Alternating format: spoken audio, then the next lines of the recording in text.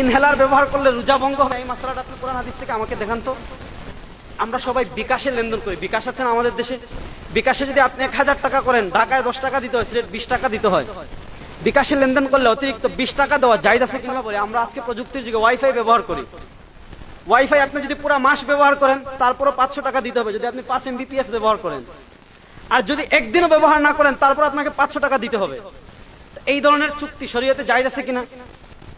বর্তমানে ইসলামী ব্যাংকিং এর প্রচলিত যে রূপ আছে এটা জায়েজ আছে কিনা? আজকে আমাদের মতিঝিল স্টক এক্সচেঞ্জে যে শেয়ার বাজারের ব্যবসা এটা জায়েজ কিনা বলেন তো কোরআন হাদিস থেকে। আপনি যদি ফিট না মানেন কিয়ামত পর্যন্ত একটা মাসআলার সমাধান দিতে পারবেন না। হযরত সাহাবায়ে কেরাম রিজওয়ানুল্লাহি আলাইহিম আজমাইনের যুগে রাসূল সাল্লাল্লাহু আলাইহি ওয়াসাল্লাম ইন্তেকালের পরেও ফিকহ ছিল, এবং রাসূলুল্লাহ সাল্লাল্লাহু আলাইহি ওয়াসাল্লামের ইন্তেকালের পর সাহাবায়ে কেরাম 3 জন ফকিহ সাহাবায়ে কেরামের ফিকহের অনুসরণ করতেন। হযরত আব্দুল্লাহ ইবনে আব্বাস, হযরত যায়েদ ইবনে সাবিত এবং হযরত আব্দুল্লাহ ইবনে মাসউদ রাদিয়াল্লাহু তাআলা এর ফিকহ। হযরত ইমাম বুখারী রাহিমাহুল্লাহর উস্তাদ ছিলেন ইমাম আলী ইবনুল মাদিনী রাহিমাহুল্লাহ, 233 হিজরি যিনি ইন্তেকাল করেছিলেন। এবং আলী ইবনুল মাদিনী রাহিমাহুল্লাহর ব্যাপারে ইমাম যাহাবী রাহিমাহুল্লাহ সিয়ার ও আলামিন নুবালাতে এনেছেন যে ইমাম বুখারী রাহিমাহুল্লাহ নিজে বলেছেন, মাস্তাসগারতু নাফসি ইল্লা ইনদা আলী ইবনুল মাদিনী, পৃথিবীর কারো কাছে গিয়ে আমি ইমাম বুখারী মাথা নত করিনি, ইল্লা ইনদা আলী ইবনুল মাদিনী, তবে আলী ইবনুল মাদিনী রাহিমাহুল্লাহর কাছে গেলে আমি বুখারীও মাথা নত করতাম। কত বড় আলেম ছিলেন আলী ইবনুল মাদিনী রাহিমাহুল্লাহ। তো আলী ইবনুল মাদিনী রাহিমাহুল্লাহ আমার কিতাবুল ইলাল ওয়া মারিফাতির রিজালের ভূমিকায় এই বিষয়ে বিস্তারিত আলোচনা করেছেন, আমি ওদিকে যাচ্ছি না। তো দেখেন হযরত ইমাম আবু বকর জাসসাস রাহিমাহুল্লাহ যিনি 371 হিজরিতে ইন্তেকাল করেছেন, অর্থাৎ আজ থেকে 1100 বছর পূর্বে হযরত ইমাম আবু বকর জাসসাস রাহিমাহুল্লাহ একটা কিতাব লিখেছেন আল ফুসুল ফিল উসুল। আল ফুসুল ফিল উসুল দ্বিতীয় খণ্ডে কিয়াস, অর্থাৎ যার ফিকহের একটা বড় ভিত্তি হলো কিয়াস, কিয়াসের প্রামাণিকতা এবং কিয়াসের হুজ্জিয়াতকে যারা অস্বীকার করে তাদের ব্যাপারে ইমাম আবু বকর জাসসাস রাহিমাহুল্লাহ আল ফুসুল ফিল উসুলে দীর্ঘ লম্বা আলোচনা করেছেন। তো প্রথম কারা কিয়াসকে অস্বীকার করে, প্রথম কারা ফিকহকে অস্বীকার করে, প্রথম কারা তাকলিদকে অস্বীকার করে, এ বিষয়ে আলোচনা করতে গিয়ে ইমাম আবু বকর জাসসাস রাহিমাহুল্লাহ আজ থেকে 1100 বছর পূর্বে উনি বলেছেন যে সাহাবায়ে কেরামের যুগে ফিকহ ছিল, তাবেঈনদের যুগে ফিকহ ছিল, ইলা আন নাশাআ যু জাহলিন। হযরত আবু বকর জাসসাস রাহিমাহুল্লাহর বক্তব্য হলো যে কিছু জাহিল মানুষের আত্মপ্রকাশ ঘটলো। এরপরে উনি আলোচনা করে বলেন, ফাকানা আউয়ালু মান নাফা হুজ্জিয়াতাল কিয়াস, যে পৃথিবীতে প্রথম যে কিয়াসের প্রামাণিকতাকে অস্বীকার করেছিল সে ছিল একজন মুতাজিলি নাজ্জাম নামে। তো আমরা যদি তারিখের কিতাব দেখি, আসমা ও রিজালের কিতাব দেখি, তো নাজ্জাম যে কাফের ছিল, অনেক মুতাজিলা আলেম এটা স্বীকার করেছেন যে সে কাফের। এবং দেখেন বর্তমান মুসলিম উম্মাহ পৃথিবীতে যে অবস্থায় আছে, বর্তমানে আরজে মুকাদ্দাসার যে অবস্থা, আপনারা দেখতেছেন সিরিয়ার ইদলিবের কি অবস্থা, আপনারা দেখছেন হারামাইন শরীফাইনের কি অবস্থা। গত পরশু যে হৃদয় বিদারক ঘটনা পবিত্র জিদ্দা যে ঘটেছে, যে সেখানে পপ সম্রাটরা এসে গান করেছে, গানে গিটার বাজিয়ে গান করেছে আর সালাম দিয়েছে আসসালামু আলাইকুম। তো আপনি চিন্তা করেছেন আরজে মুকাদ্দাসার কি অবস্থা, আজকে হারামের কি অবস্থা, আজকে পুরা পৃথিবীর মুসলমানদের কি অবস্থা, আজকে কাশ্মীরের মুসলমানদের কি অবস্থা, আজকে ফিলিস্তিনের মুসলমানদের কি অবস্থা, আজকে আরাকানের মুসলমানদের কি অবস্থা। বড় দুঃখ লাগে পুরা পৃথিবীর মুসলিম উম্মাহ যখন ঈমান পাচ্ছে না। আমি আপনাদেরকে এই নেক্সট কারগুজারি শোনাই। গত 2 সপ্তাহ আগে আমি গিয়েছিলাম নীলফামারী। গ্রামের পর গ্রাম, গ্রামের পর গ্রাম, গ্রামের পর গ্রাম মানুষ খ্রিস্টান হয়ে গেছে। বান্দরবন থেকে আমরা গিয়েছিলাম লংগদু একটা গ্রাম আছে, বুটে করে অনেক দূরে, তো এখানে পুরা গ্রাম কাদিয়ানি। আমাদের সিলেটে দেখেন, তো এই সময় এসে আমাদের কিছু ভাই বুঝে না বুঝে যে বিষয়গুলো সমাধানকৃত সাহাবায়ে কেরামের খায়রুল কুরুনে সমাধান হয়ে গিয়েছে, ওই বিষয়গুলো নিয়ে নামাজে হাত বাঁধবেন কোথায়, আমিন জুড়ে বলবেন না আস্তে বলবেন, রফে আযান করবেন কি করবেন না, ইমামের পিছনে সূরা ফাতিহা পড়বেন কি পড়বেন না। দেখেন এই বিষয়গুলো নিয়ে, এই বিষয়গুলো এমন না যে বিষয়গুলো নিয়ে উম্মাহ তাফরিকা হয়ে যাবে, উম্মাহ বিভক্ত হয়ে যাবে। কিন্তু আজকে দেখেন শুধুমাত্র রফউল ইয়াদাইনের জন্য, আমিন বিল জাহরের জন্য, কিরাত খালফাল ইমামের জন্য উম্মাহ আজকে বিভক্ত। আজকে উম্মাহ প্রয়োজনে বাতিলের কাছে যাবে, কিন্তু যে ভাই নামাজে কিরাত খালফাল, যে ভাই ইমামের পিছনে সূরা ফাতিহা পড়ে না, তার কাছে যাবে না। বড় দুঃখ লাগে। আমাদের সিলেট এডুকেশন সেন্টার থেকে একটা বই আমি সংগ্রহ করেছি। আমি কষ্ট নিয়ে কথাগুলো বলছি, দরদ নিয়ে। লেখা হয়েছে ফিকহে হানাফির উৎপত্তি ও ক্রমবিকাশ। ডক্টর আব্দুর রউফ নামে এক ভাই লিখেছেন এবং আমাদের সিলেট এডুকেশন সেন্টার থেকে এই বইটা বিলি করা হয়। তো আমি যে বিষয়টা বললাম যে আমাদের ভাইয়েরা আজকে কিয়াসকে শরীয়তের দলিল মানেন না, ফিককে শরীয়তের দলিল মানেন না। আমি বেসিক্যালি দুইটা উদাহরণ দিই আপনাদের সামনে, এখানে শিক্ষিত সমাজ সবাই। তো ভাই একটু ভালো করে আমার কথা বুঝবেন। নামাজে যদি কেউ ইমামের পিছনে কেরাত, উনি বলছে যে আর আমি ইমামের পিছনে দাঁড়াবো না, রুকুতে গিয়ে দাঁড়াবো, তার নামাজ হবে। উনি বলছে আমিন জুড়ে কি, আমিন জুড়েও বলবো না, আসতেও বলবো না, আমিনই বলবো না, তার নামাজ হবে। দেখেন উনি বলছে হাত বুকের উপর নাভির উপর আমি হাতই বাঁধবো না, ইমাম মালিক রাহিমাহুল্লাহর মতে তার নামাজ হবে। হাত বাঁধা বেশির চেয়ে বেশি সুন্নত। এই ছোটখাটো বিষয় কিনে দেখেন আজকে উম্মার ভিতর কত ফিতনা সৃষ্টি করা হচ্ছে। এজন্য আমি দরদের সাথে বিষয়গুলো বলবো যে দেখেন বিষয়গুলো ছিল ইলমি বিষয়। আমাকে যে মাসআলা দেওয়া হয়েছে, যেমন আমাদের বাংলাদেশের কিছু ভাই আছেন, তো আমি আসলে ওনাদের পড়াশোনার উপর অবাক হই যে ওনারা মিডিয়ায় কথা বলেন। রাসূলুল্লাহ সাল্লাল্লাহু আলাইহি ওয়াসাল্লামের প্রসিদ্ধ হাদিস সুনানে দারামিতে এসেছে, আজরাউকুম আলাল ফুতিয়া আজরাউকুম আলান নার।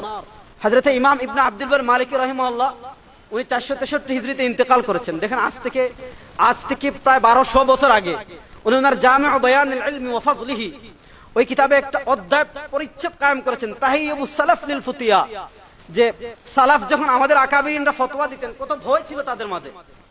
আর আজকে দেখেন খুব সহজে ফতোয়া, কালেমা শিরিক, লা ইলাহা ইল্লাল্লাহ মুহাম্মাদুর রাসূলুল্লাহ। দেখেন আমি তাত্ত্বিক আলোচনায় যাই না, আমি একটা ছোট্ট কথা বলি আমাদের ভাইদের, আমাদের শেখ আমাদের আব্দুস সবুর দামাত বারাকাতুহুল আলিয়ার কথা বলি, আমাদের শেখ মনিরুজ্জামানের কথা বলি, আমাদের সিলেট যারা আছেন ওনারা তো কথায় কথায় সৌদি আরবের দলিল দেন। আমি ওনাদেরকে বলবো আপনারা কি একবার সৌদি আরবের পতাকাটা দেখলেন না? সৌদি আরবের পতাকায় কি লেখা? লা ইলাহা ইল্লাল্লাহ। তো আপনাদের তো শেখ বিন বাস রাহিমাহুল্লাহ যাদের দ্বারা আপনারা দলিল দেন, আপনাদের শেখ উসাইমিন রাহিমাহুল্লাহ যাদের দ্বারা আপনারা দলিল দেন, শেখ নাসিরউদ্দিন আলবানী রাহিমাহুল্লাহ যাদের দ্বারা আপনারা দলিল দেন, ডক্টর মোহাম্মদ সাবিক রাহিমাহুল্লাহ যাদের দ্বারা আপনারা দলিল দেন, বর্তমানে যাদের দ্বারা আপনারা দলিল দেন ওনারা তো সবাই সৌদিয়ান। ওনারা একবারও বললো না যে শিরিক? আচ্ছা ভাই আমরা সবাই দেখেছি কাবা শরীফের পাশে জমজম টাওয়ার, দেখেন না একটা বিশাল টাওয়ার হয়েছে এখন, জমজম টাওয়ারের উপরে লেখা আছে লা ইলাহা ইল্লাল্লাহ মুহাম্মাদুর। আজীব কথা, এই কালেমাকে আপনি শিরিক বলছেন? না, শরীয়তের যদি একটু পড়াশোনা থাকতো তো আপনি তো এখানে শিরিকের কি আছে? লা ইলাহা ইল্লাল্লাহ মুহাম্মাদুর রাসূলুল্লাহ, আপনি যদি আরবি গ্রামারে জানেন এখানে শিরিকের কি আছে? যদি মুবতাদা খবর ভিন্ন ভিন্ন হয় কখনো মিলে না, যায়েদুন আসাদুন বলা যায়, কারণ আসাদ কখনো জায়েদ হতে পারবে না, ভিন্ন। অথচ দেখেন লা ইলাহা ইল্লাল্লাহ মুহাম্মাদুর রাসূলুল্লাহ অনেকগুলো সহিহ হাদিসে আছে। হযরত আবু যর রাদিয়াল্লাহু তাআলা যে প্রসিদ্ধ হাদিস, উনি বলেছিলেন যে আমি রাসূল করিম সাল্লাল্লাহু আলাইহি ওয়াসাল্লামের অনুসন্ধানে বের হয়েছিলাম। হাফিজ ইবনে হাজার আসকালানী রাহিমাহুল্লাহ ওনার প্রসিদ্ধ যে কিতাব রয়েছে আল ইসাবা ফি তাময়িজিস সাহাবা, এই কিতাবে এনেছেন। উনি বলছেন ওয়া হুয়া মুস্তাতিরুম বিল জাবাল, রাসূল করিম সাল্লাল্লাহু আলাইহি ওয়াসাল্লাম পাহাড়ের আড়ালে ছিলেন। ফাকুল ইয়া মুহাম্মদ আতাইনাকা লিনাসমা মা তাকুল, হে মুহাম্মদ আমি এসেছি লিনাসমা মা তাকুল, আপনি কি বলেন ওটা শোনার জন্য। রাসূলুল্লাহ সাল্লাল্লাহু আলাইহি ওয়াসাল্লাম বলেছেন আকুলু লা ইলাহা ইল্লাল্লাহ মুহাম্মাদুর রাসূলুল্লাহ, আমি বলি লা ইলাহা ইল্লাল্লাহ মুহাম্মাদুর রাসূলুল্লাহ। ফাআমানা বিহি আবু যর ওয়া আসহাবু, তখন হযরত আবু যর এবং ওনার সাথে ওনার যে সঙ্গীরা ছিল ওনারা মুসলমান হয়েছেন। দেখেন ওনারা বুখারী মুসলিম এত বেশি বুখারী মুসলিম করে, অথচ বুখারী মুসলিমের কিতাবুল ঈমানের একটা বাবই আছে, একটা অধ্যায় আছে, বাবুল আমরি বিকিতালিন নাস হাত্তা ইয়াকুলু লা ইলাহা ইল্লাল্লাহ মুহাম্মাদুর রাসূলুল্লাহ। এমন ভাবে দেখেন ওয়া আলজামাহুম কালিমাতুত তাকওয়া, এই আয়াতের ব্যাখ্যা ইমাম আতা ইবনে রাবাহের বক্তব্য তাফসীর ইবনে জারীর তাবারিতে এসেছে, কালিমাতুত তাকওয়া হিয়া লা ইলাহা ইল্লাল্লাহ মুহাম্মাদুর রাসূলুল্লাহ। তারপর আরো কত হাদিস ইমাম হাইসামি রাহিমাহুল্লাহ মাজমুউজ যাওয়াইদ এনেছেন, ইমাম তাবারানী রাহিমাহুল্লাহ আল মুজামুল কবীরের সূত্রে যে রাসূল করিম সাল্লাল্লাহু আলাইহি ওয়াসাল্লামের পতাকা وكانت رايه رسول الله سوداء ولواه ابيض مكتوب فيه لا اله الا الله محمد رسول الله। তো এই কালেমাকে ওনাদের কিছু কিছু শায়খ শিরিক বলেন, যদিও আমরা জাযাকাল্লাহ জানাই শেখ মতিউর রহমান মাদানীকে, তারপর বাংলাদেশের কাজী ইব্রাহিম হাফিজাহুল্লাহকে, ওনারা এই কথাটাকে রুজু করেছেন যে না এই কথা ঠিক না। দ্বিতীয় প্রসঙ্গ আসি যে জুমার খুতবা আরবিতে দিবেন নাকি বাংলাতে দিবেন। তো আমরা বড় দুঃখ নিয়ে দেখি যে আমাদের শেখ মুজাফফর বিন মুহসিন হাফিজাহুল্লাহ উনি একটা কিতাব লিখেছেন জাল হাদিসের কবলে রাসূলুল্লাহর সালাত। দেখেন এই নামটাই মুনকার, আপত্তিকর। উনি বলেছেন আমরা যে নামাজটা পড়ি তাকবীরে তাহরিমা থেকে নিয়ে আসসালামু আলাইকুম ওয়া রাহমাতুল্লাহ বলা পর্যন্ত এই পুরো নামাজটাই জাল। এখন দেখেন তো এখানে উনি জুমার খুতবার আলোচনা করতে গিয়ে বলেছেন যে আরবি ভাষায় জুমার খুতবা দেওয়া, আমি লফজ নকল করছি ওনার, আরবি ভাষায় জুমার খুতবা দেওয়া অহেতুক এবং সুন্নাহ বিরোধী কাজ। দেখেন উনি কিন্তু সরাসরি বেদাত বলেনি, ঘুরিয়ে বেদাত বলেছে। কারণ সরাসরি বেদাত বললে অনেকে প্রশ্ন করবে বেদাত কেন, তো উনি ঘুরিয়ে বলেছে যে সুন্নাহ বিরোধী কাজ।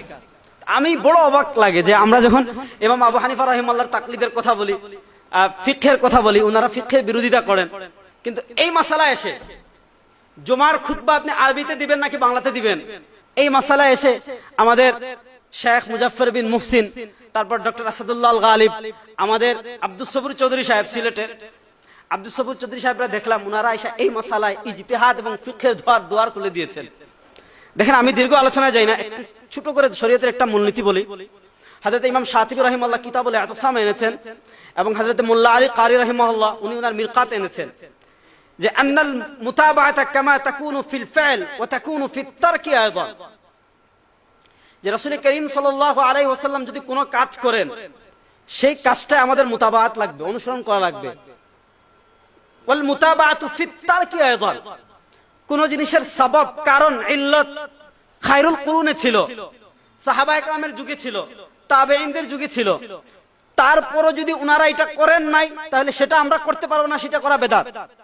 দেখেন হযরত হুযায়ফা ইবনুল ইয়ামান রাহিমাহুল্লাহর একটা কথা হিলিয়াতুল আউলিয়াতে ইমাম আবু নুআইম আসফাহানী রাহিমাহুল্লাহ এনেছেন, ইমাম শাতিবী রাহিমাহুল্লাহ কিতাবুল ইতিসামে এনেছেন।